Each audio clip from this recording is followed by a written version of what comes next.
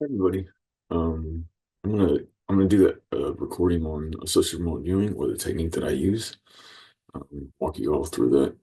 And first, I'm gonna give you an outline, and then I'll walk you through the technique itself, and then kind of describe some variables that I think are helpful. Even though there are many other ways to do this, I'm sure, and um, some stuff that I've gleaned from other material that I'm putting into this. And there'll be references. I'll put the references in the description of the uh, video. And I do appreciate all the people that contributed to get us to this point with the associative movement for sure. And I'll put the references to the study in this too, just for you to have this as well. So first, I'm going to get into the stock technique. I'll talk through that, and then I'll talk about meditation a little bit, radically open DBT, dialectical behavioral therapy, and how that can, help open some pathways, essentially. Um, C1, C2 alignment, which is the C1, C2 vertebrae, and how that can impact our, uh, you know, perspective a little bit. Gut health, ki or chi, how you pronounce it. Colors, flow, which is kind of related to, a few of these things are related to chi or ki. Um, Psychedelics, briefly, dreams, and then the community itself, the associative remote viewing group. So I'll start out with the stock technique itself. So for this part, the idea is that essentially I'm looking at stocks that did poorly yesterday, and stocks that did, in rank order. Let's say the stock did the worst yesterday, and I'm looking for relatively volatile stocks, and I'll put a stock screener in the references that you can use if you'd like to. There's a bunch of them. But what stock did poor yesterday, and what stock was it, like the second worst or the third worst? Okay, and what I'm trying, because that volatility as it went down was that it might pop back up, right? And so, but you can use it different. You can do it a different way. You can invest in ones that did really well yesterday, and short the ones that or because they might do really well again today. It means they're slightly more volatile. And so there's a little, play there with those. But in any case, I also got a random picture generator. And I'll share the reference for that as well. And there's many of those as well. And I would get a random picture assigned to each one of these stocks. Stock one, stock two, stock three, and then one for don't buy. So don't invest, essentially. Because for whatever reason, if I'm looking at basically how did the market do tomorrow for these three stocks, and if they all did poorly, then I want don't invest. Um, so then I go in to do the actual associative remote viewing, and but before I do that, I usually meditate for about 20 minutes, and I'll talk about meditation in the next section. But and just to center myself. But then when I do the associative remote viewing, I look to the past, feel the past, feel the present, and then basically look into a future, a specific outcome, that the future where essentially I see this image in my mind before I run the image generator, and um, usually it seems to work better if I'm going toward a particular outcome that I want to occur. Um, some reason that I need this money essentially to do this work, or some value that I'm going to bring if I get this money. And I think about that, the whatever positive outcome, and then okay, in that reality, what do I see now? And then I get an image. If if I can really feel that reality out there in the future, I'm going to see get an image. And so once I get the image back, um, and the it's like an outline basically, right? And so the outline may match one of these pictures, one of these four pictures, right? And let's say it matches picture two. Like, okay, well, then I will basically then I would invest in picture two. And it there might be some distinguishing features between the pictures that can help with that. And so the outline might help with that, or you might get just a full image in the outline. I had both happen. So um, and and then you take and then the next day, the following day, I'll look back. Basically, I will look to see which stock did well, and we'll say it's a happy path, and the stock two did well. I will look at the picture for stock two, and that will I'll like basically gaze at that basically, and it's a little tricky because you can kind of feel it past, past you looking at it with present you, but sometimes it's not that obvious. It just happens real quick and you can't really tell. Um, but so then I now there's a scenario right where I don't get it doesn't get picture two or like the wrong stock went up. If that happens, then I would still look at, let's say stock three went up or it went higher than the other two. Okay, so we're going for the highest gain.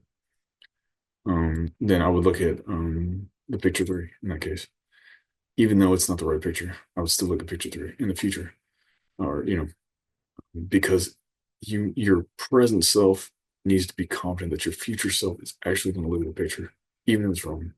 That you have to be confident that it will send something back. Your future self will send something. Or this has been my experience with it. So I do want to mention when you're feeling into the future, it's like be nice. You want to be able to feel, okay, this is tomorrow. This is, a week from now, a month from now, that kind of thing. If you're running into some blocks there, I'll talk about what potentially may be preventing you from moving forward. I think or rather, I feel like it might be better if we run the picture generator prior to getting the image from the future, just to introduce less variability. But just make sure don't look at any of the pictures before you get the picture from the future. So what I did was I scrolled in super tight on my phone and hit the generate button, and I can't see any of the pictures that way. And then I wait for the image from the future, essentially. And a blindfold might be helpful, as it blocks out some of the other light that might make it harder to see the image. Although technically I've done it without a blindfold as well, so it might not be necessary. Okay. So why stocks are more predictable than or can be predictable, somewhat predictable. In part because stock trading happens based on patterns. It happens based on yesterday's sales, which are already known. They are known, facts. Yesterday's sales, usually, and so even though I may not know that information, someone does within the organization. Even if they haven't released that information, someone in the organization knows, and someone in the organization has information about what may or may not happen within the organization's operations. That maybe a trader may not know, but someone in the organization does know. It's a reality basically. And so for that part of that reason, it's like, oh, and the other thing is like machines do a lot of trading. So machine algorithms, AI, they do a lot of trading, and machines are working on formulas and stuff that which are somewhat predictable, right? And so for that reason, stock trading is relatively it is possible to predict that versus like what is a human going to do tomorrow? I don't know what this individual human's going to do tomorrow. They're conscious beings, right? They can make different choices. You may have picked, for example, picture two, right? And it turns out that picture one, this stock went up. But that doesn't necessarily mean, it doesn't guarantee that you got the wrong picture. It doesn't mean that, picture two was, you didn't receive that image necessarily. It's possible that something happened in the market that changed it to make this stock go up higher. So that's also possible, right? So it's, these are potential realities. we're working with probabilities. So I think that's it. Okay, thanks. Um, so meditation. When I do uh, the meditation technique that I use is I basically like it's a sitting meditation. I do it for 20 minutes. I do it before breakfast, and even before I drink any water. Sometimes, or I might drink some water. I don't like to have water in my belly. It takes like 20, 30 minutes for that to go through. And then I don't have food in there either. So I just, it's just empty stomach. And then I have like, um, and that may not be necessary, but it's currently the way that I currently do it.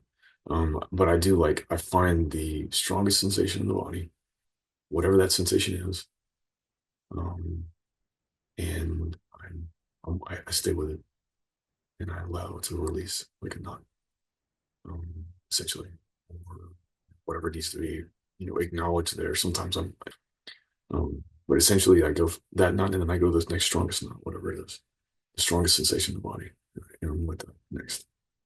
And then and I kind of like, but I'm basically aware of each knot as I go through, and I'm constellationing them together, and then I'm kind of breathe through them, and basically like at some point I'm with the entire body, and I'm breathing through the entire body at once. Okay, um, and then I go to like and I do that for about 20 minutes, right? If I find any fears, any situations that are bothering me or like stressors, I find that in the body. It usually has a location in the body. And then if I have any thoughts about anything, I'm just trying to solve a problem, I find that in the body, same thing. But what I do is I find in the body and I constellation it with everything else. And so I've just all these points, just breathing through them. You but this is my technique. Oh my gosh, there are as many techniques to meditate as there are ways to exercise, infinite ways. And so I'm not saying this is the one right way to meditate. This is the way I do it. Okay. Radically open DBT, radically open dialectical behavioral therapy, or RODBT, um, is a concept that it's a course that I took. And one concept from this, which has been super helpful for me, is to understand that our all of our beliefs, if you take all of our beliefs and you put them in a box, right? Our individual, strongly held beliefs, and you stick them in a box. Inevitably, some like, let's say this is the box, right? Um, Inevitably, some of those beliefs are going to be inaccurate, right? We just don't know which ones, right? Let's say it's like 15%. Okay. Inevitably, our strongest held beliefs, no matter how strong we hold those beliefs, some of them are inevitably going to be inaccurate because we're human and we're susceptible to groupthink and getting stuck in ruts and stuff like this. And so, what radically open DBT can help with is opening and recognizing that that is a belief, and then okay, do I want to maintain that belief? And is it something that I could potentially open up and let go of? Right. Um, and so that's an option, right? Um, and that question, what is it that I'm not seeing, is one way to do that. And so like that's why I asked that question because I'm basically like I'm asking my second brain or my gut in a way, is there something I'm not seeing? Because my thinking brain, is like, uh, this is the way, this is the right way, but my gut or my body could have more information, and so that question ties me into that, or can anyway. Um, so there's that, and I don't like the yellow here, but I don't know why. Like blue, maybe? I don't know. It's just colors. The colors have different feelings and have vibrations to them. So C1 C2 alignment. Uh, that's our first and second vertebrae. So on our spine, and I'll include a link to a technique that I got from a book about how can you realign that, because if those two are out of alignment, it can pinch the vagus nerve and put us into fight or flight instead of rest or digest. And so it's helpful if you've already aligned your C1, C2 when you go to do this. So that, and I usually at the beginning of my session, I will realign it just to make sure it's in alignment. So it's kind of a practice that I do. Gut health. I talked a little bit about it, but essentially, like I, as far as I can tell, the gut is involved in this. Our second brain, and so the extent to which I am putting things in my body, lifestyle choices that are supporting healthy gut microbiome and whatnot, does impact my ability to do this effectively. Um, I don't know that like it's really necessary to the degree that I do it, but um, you know, you're you may only want to see like I think I've heard of people that can do this, like they can pick cards basically like and see, what is this next card going to be, right? Before you flip the card over. People that, just live at the casinos, or, they live in Vegas and they just go to the casinos and they make enough money to live the next day, just right there. You can just by picking the next card. Um, but, um, or, but I think that if I want to see further out. I want to see super long range vision. And in order to do that, I'm a little bit more or I'm very cognizant of anything that happens to my gut. And I feel like if my gut is in better shape, that I can see further out.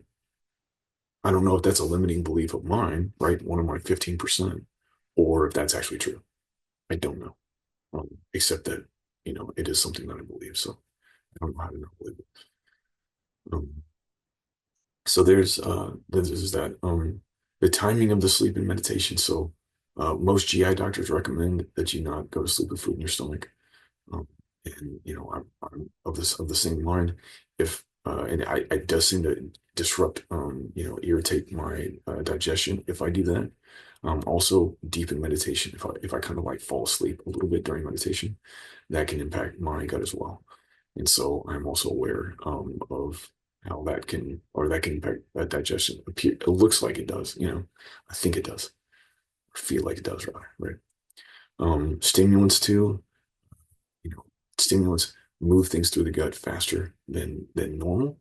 And so the food, some gut bacteria doesn't have a chance to grow as much because the food may be moving too fast. I guess that's a variable. It seems like it. So caffeine is one of those. Caffeine is one of the stimulants that moves things to the gut. Capsaicin, which is what's found in chili peppers, and bell peppers, and that whole family is a digestive stimulant. You can think of caffeine as a stimulant for the brain, and capsaicin as a stimulant for the gut. Generally speaking, capsaicin is not a stimulant for the brain, but and caffeine is not exclusively a stimulant for the gut, but they both, for some people, caffeine is also a gut stimulant. But for most people, I think capsaicin is actually a digestive stimulant. So it's something to think about. I do basically avoid those two for that reason. Not exclusively, but mostly. Um, Alcohol too. I didn't put that on here. Alcohol, it kills certain bacteria, and so can end up with a less diverse gut microbiome. Um, Different things can impact the gut in different ways. Different foods that we eat feed different bacteria, and that bacteria can send signals to the brain to say, "Hey, can you go get more of this food?" um, convincing us that like, we really want that particular food. Whereas, and sometimes it's just the bacteria sending a signal to our brain that tricks us into believing, I want that food. Whereas actually, really, the bacteria wants it. Also, anti-nutrients. There's different types of anti-nutrients, and so I'm cognizant of how those potentially can impact my absorption of other nutrients. Uh, there's other variables, other foods that can be irritants. I don't want to list them all here. And I also don't want to say that these are actual problems because they might be in my 15%. But it appears to be. Uh, And I do feel better. Generally, my mental health feels better if I'm cognizant of how much of these things I put in. Okay. Um, Health wise, sleep. Sometimes I'll go to do a social remote viewing, and basically, like, if I haven't got enough sleep, I'm tired. It's harder. You know? And also, if I go to do it, I might just fall asleep. In which case, well, that's what I learned. It's like I want to look into the future, but basically, the message I got was like, you need to go back to sleep. Um, Blood sugar management. I find that if, as long as I'm managing my blood sugar, uh, that it's easier for me to do this, just generally speaking. And intermittent fasting can be helpful for that. And also do a 24-hour fast once a week. Although there are various ways to do that. Ki or chi or prana, this next one, is basically like it is intricately involved, and from what I can tell in this, and I guess I didn't talk about quantum entanglement, but I could speak to that for a second. So what I think is happening, or what, and you'll see if you see that one of the documentaries from the references, you can look at that. Is basically like um, we're quantum entangling with our future selves with this, right? Present self and the future self. But I think my opinion, that's happening through our a key, moving, sending our key into the future. And there's like we can basically like, and qigong is a practice to help learn how to uh, move the key or the chi within our own bodies. Um, and you know, and then being able to, like, during this practice, I'm basically drawing an energy from the past, from people that potentially may want a shorter work week, or people in the present that are struggling with the current reality of being exhausted all the time, and then sending that life into the future. And that's kind of, and that seems to make it easier.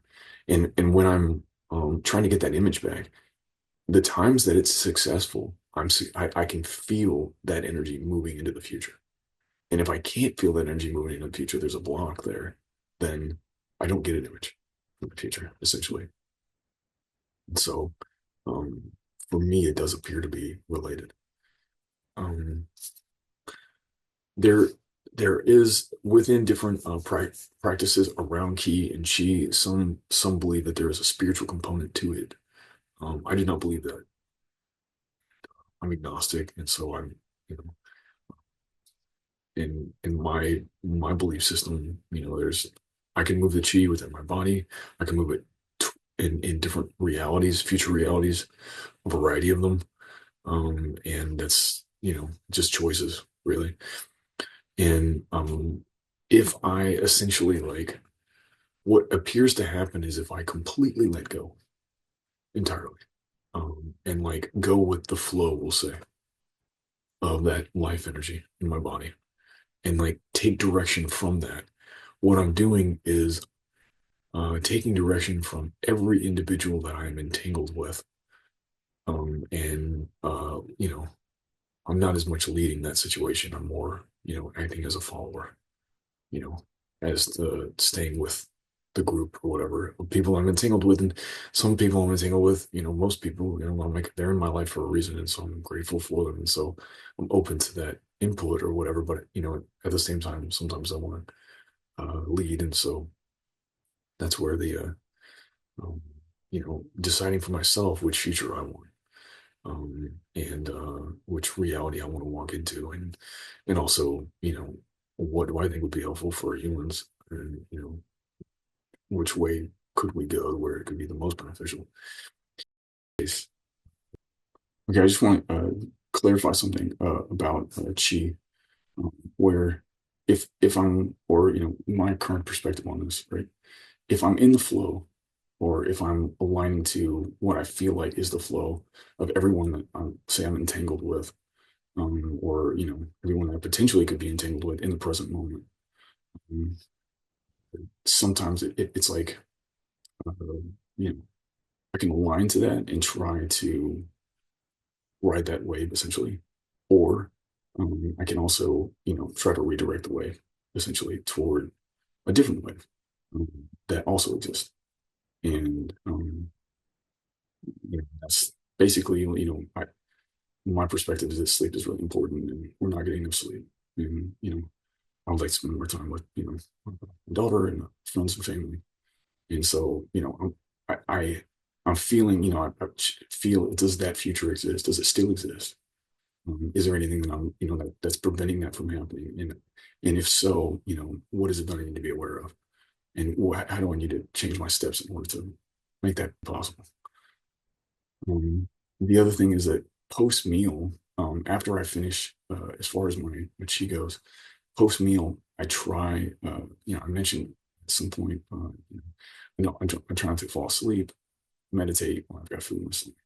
Not deep meditation because I fall asleep. But the other issue is that like sometimes there's discomfort in my body, post meal, and I found that if I try to relax that discomfort, that can be it seems to be problematic. Like my digestive organs are trying to do their job, and I'm like, trying to make them relax when they're like, they're trying to muscle through, doing whatever it is they're doing. And I found that to be not super helpful. So basically, just try to let my body do its job and not worry too much about it. If I do experience some discomfort, at any point, any pain in my body, I basically, I, listen to it and I'm like, is there life in that pain? Is there life on the other side of that? And if there is, then maybe I'll wait and see what I need to know. Maybe I'm not getting potassium, enough potassium, or you know whatever.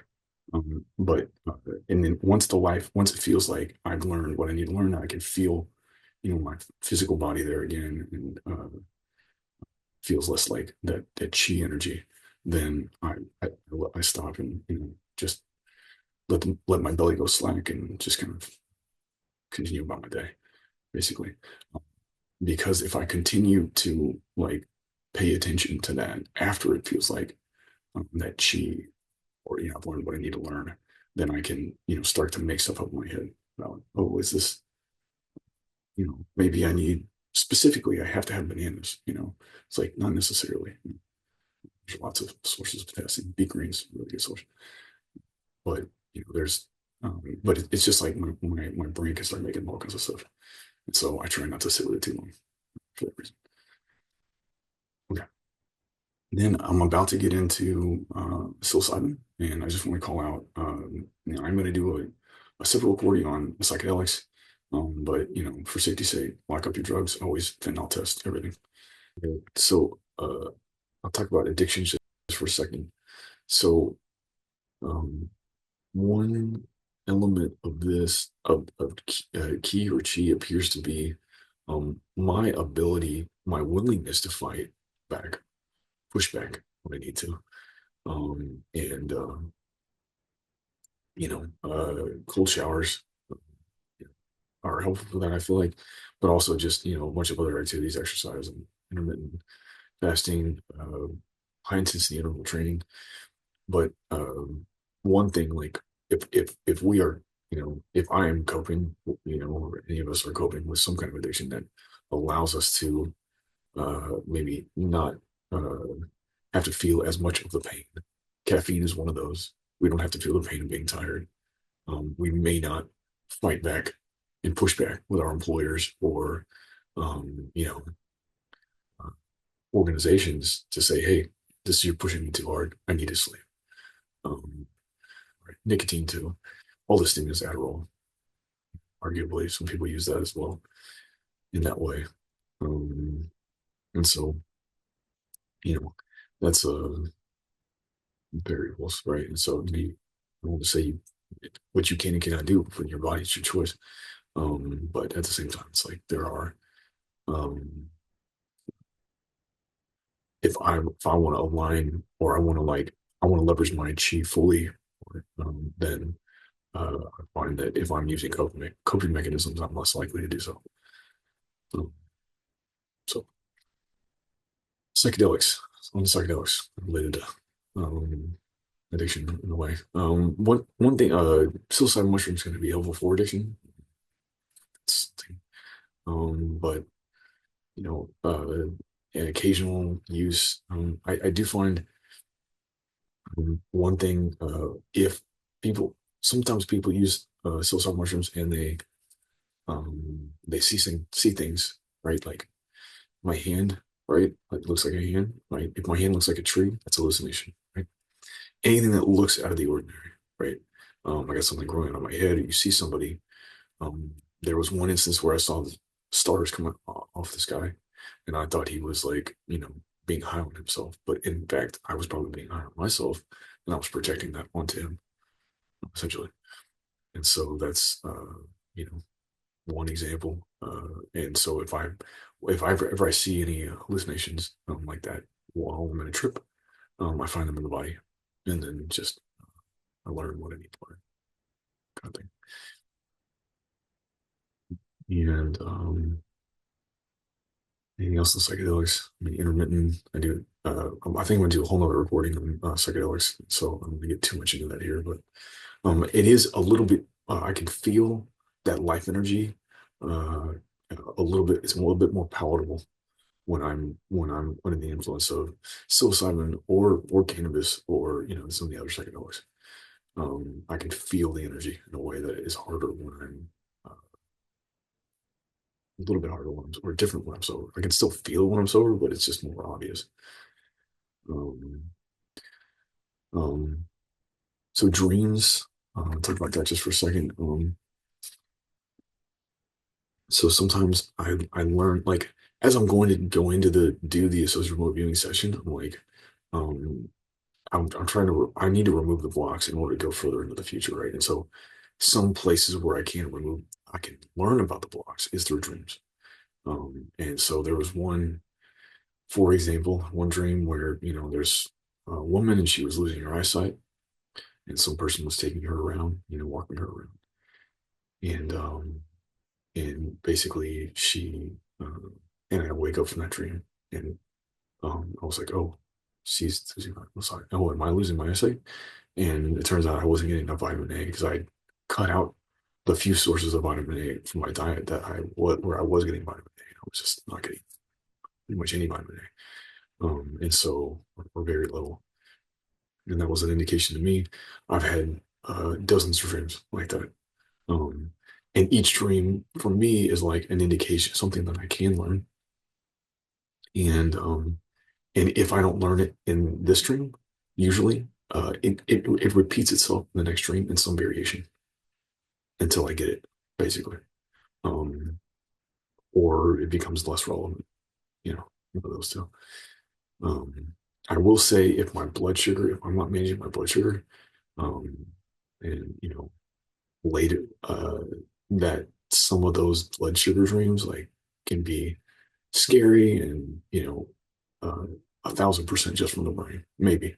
But in some of my dreams are entirely from the brain and have no, not my body's not trying to tell me anything. I'm not trying to, there's nothing from the unified field. I call it the unified field, but where all of us are connected and how we're able to do associative modeling and all these things.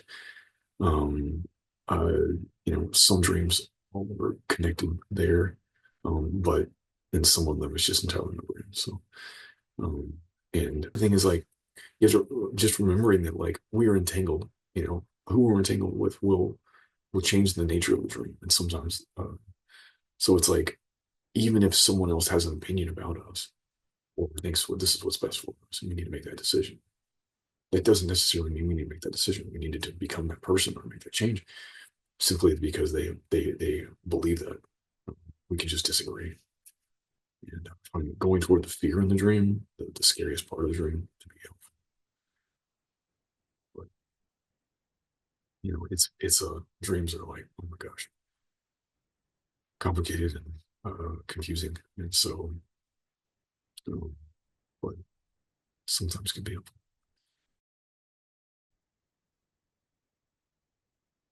So I just want to thank everybody that contributed to get the references to get remote viewing where we are today, and for the people that are participating in the associative remote viewing group.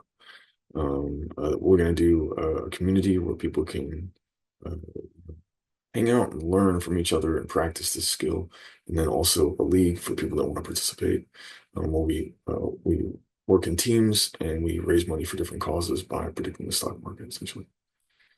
Um, and so I really look forward to meeting some new folks around that.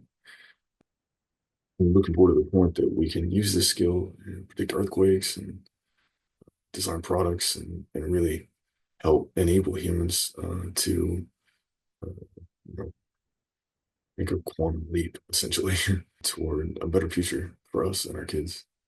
And thank you all for trying and trying this out and being open to this. Okay. Oh, I'm gonna put the corrections. If I have any corrections, I'm gonna put them in the description.